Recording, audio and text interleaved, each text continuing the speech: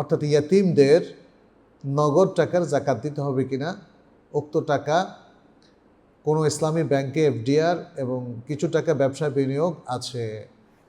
এটা নিয়ে উলামায়ে কেরামের ইখতিলাফ আছে। নাবালিগ সন্তানদের জাকাত দিতে হবে কি না।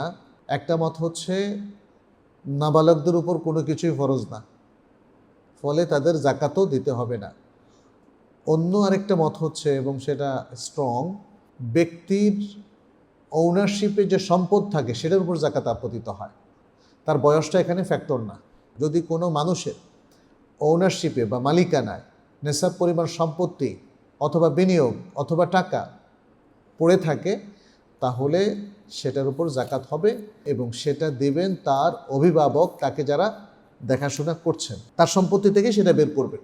যেহেতু তার সম্পত্তি এখানে বিনিয়োগ করা আছে, তাহলে বিনিয়োগেরও তো তিনি একটা হিসাব করেন, তাহলে সেক্ষেত্রে জাকাতের হিসাবটাও তিনি বের করবেন।